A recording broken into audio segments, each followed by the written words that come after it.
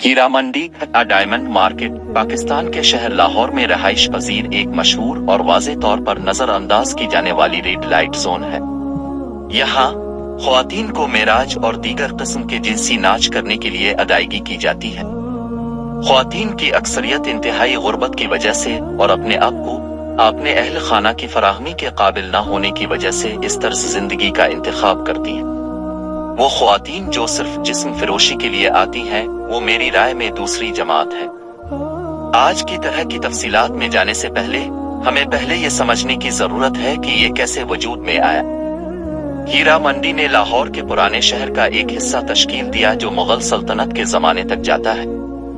इन औकात के दौरान ख्वातीन ज्यादातर मेराज अदा करने के लिए जानी जाती थी।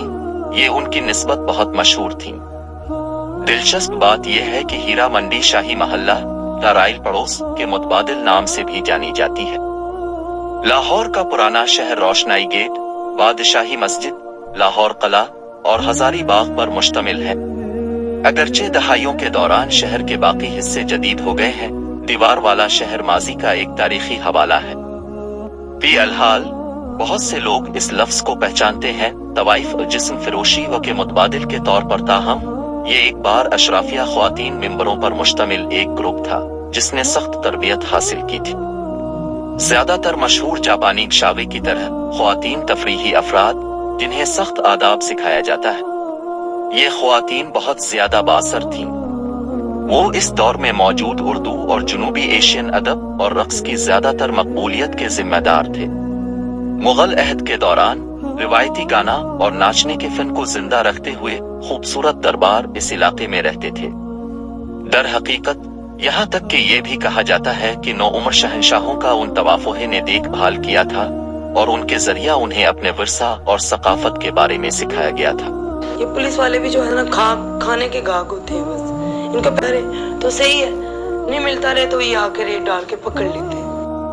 अगर सिर्फ लोगों को ज्यादा से ज्यादा शऊर पैदा होता और उन ख्वातीन को ये तालीम देते कि उनके बच्चों को उनके नक्श कदम पर चलना नहीं है, तो उनके मेयार जिंदगी में इजाफा होता और वो इस तरह के बेइज्जत तरीकों से पैसा नहीं कमाते।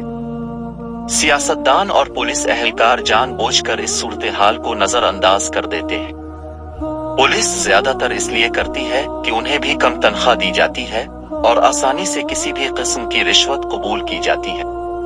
सबसे खराब बात यह है कि ख्वातीन को जिस्म फिरोशी के लिए सिर्फ 200 से 400 रुपए की अदायगी की जाती है।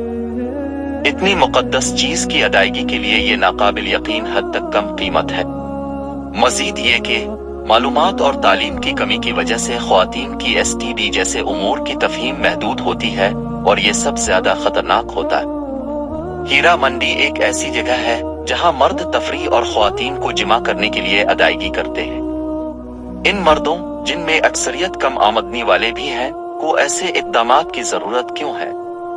इन ख्वातीन को ऐसा काम क्यों करना पड़ता है जिससे वो नफरत भी करती हैं, जिसकी वजह से वो अपनी जिंदगी के बारे में कसूरवार महसूस करती हैं, इतना कि वो अपने ही बच्चों से इनको मुस्तरद करने से डरते हैं। वो फिर ये करेगा, रब से माफी मांगेगा कि अल्लाह मुझे माफ कर दे, मैं कर रहा हूँ, मुझे माफी दे दे, ये गुनाह मैं कर रहा हूँ, मुझे माफी दे दे।